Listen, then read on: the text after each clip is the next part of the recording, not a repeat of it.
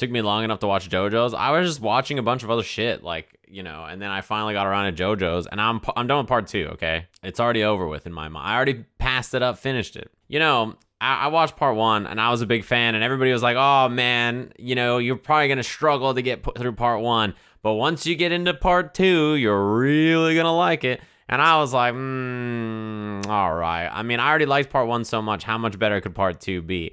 Part 2 starts up, and you meet Joseph. And I was like, man, Joseph is 1,000 times better than Jonathan as a protagonist. It's insane. And I liked Jonathan. He is like a man of honor. He's a man who fights for his specific purpose.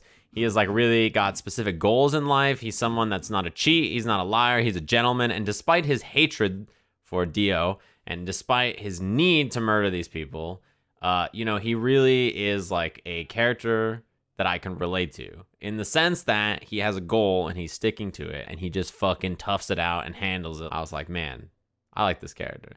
And then Joseph showed up, and I was like, wow, Jonathan's boring as shit. Who likes that fucking guy anyway? Not me. I never liked Jonathan. That guy's a fucking bitch. Because now Joseph shows up, and he is so much better as a protagonist, right? It was so fast. I was like, oh, man.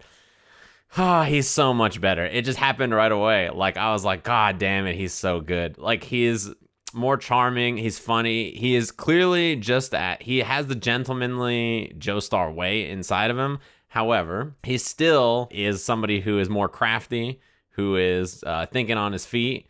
His hair is a million times better. Obviously, that's an important part about it. He is a coward, but he's a coward in a way that he's like, well, I'm only going to fight this fight if I'm going to win. It's not like Jonathan, who's like, I must do this. It's like, come on, bro, you're going to fucking die.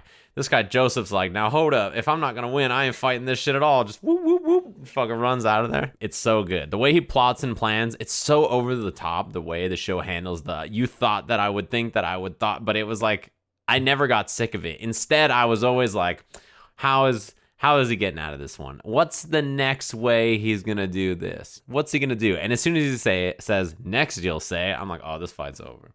I just know at that point, like, it's about to be the end, right? Like, the way he is crafty and stuff is so good. He's not a traditional protagonist who's just like, I gotta do it for everybody, like, bleeding out and shit. He's like, look, man, I'm fucking running for my life. He's so good. He's such a shithead, but in such a lovable, appreciative way. You know what I mean? In all the ways that you want a protagonist to be. For me, right? I don't need him to be this knight in shining armor. Sometimes he's like, fuck, this is trash. What am I going to do? I love the Pillarmen. I thought the Pillarmen were super tight. They were so good, I put down my coffee. The Pillarmen are so sick. They murked the first Pillarman, and it's that tough fight and everything, right? And I was like, all right, that, you know, there goes von Stroheim or whatever the fuck, von Stroheim. I'm like, peace out, brother. You had a good run, right? We murked the first Pillarman, and I'm like, all right, no problem, right? And then the rest of them show up, and I was like, oh no. Like, you see Wamu the first time, and he unveils the divine sandstorm, and I was like, oh boy, these motherfuckers, this shit is fucked up. Dude, the Pillarman theme, oh, every time that shit started playing, and bro, it's insane how good it is. I was like, fuck, this theme is it's broken. Why is this such a broken theme? It's so powerful the first time I heard it. Even all those many episodes later, when he's in the chariot race with Wamu, and it's just like, burr, burr, burr, burr, and it started playing, I was like, oh shit, let's fucking go. It just came back. Like, the fact that the Pillarman theme just kept coming back was so good. It was such a nice thing. Yeah, the fight with Wamu was so fucking tight. SCDC got smoked really fast, actually. I didn't expect him to get beat up so quickly. And they no-sold him more than I expected.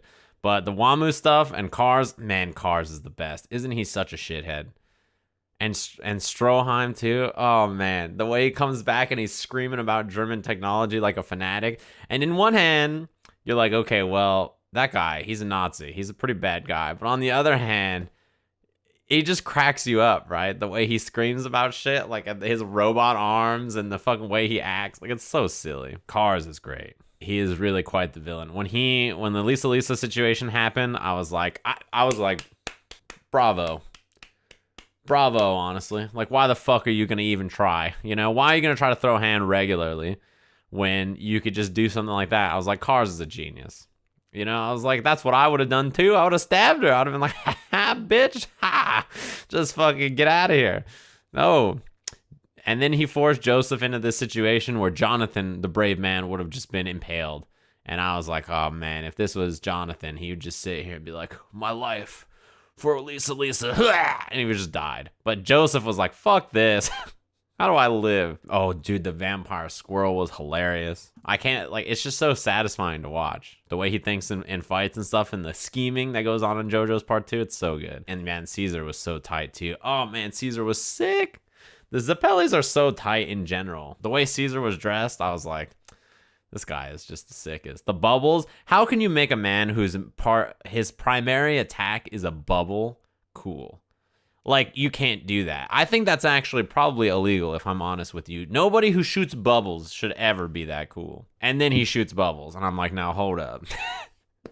Hold up. Why is this shit so hype, right? I was like, man, it's very good. The kind of stuff that was between Wamu and Joseph was so cool, right? Because that kind of warrior spirit thing made Wamu such a redeemable character. You understood why he felt the way he felt.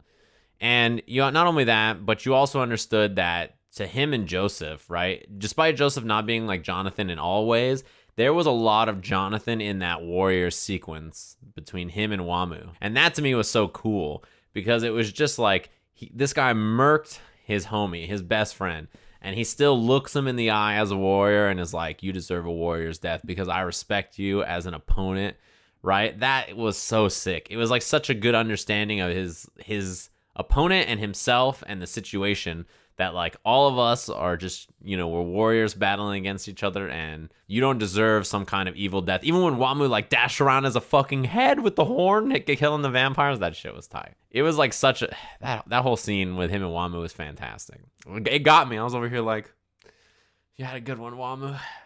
Good battle. Cheers to Wamu. I'm going to have to try that JoJo's fighting game once my hands are good. One way to destroy my hands is definitely probably to play that game.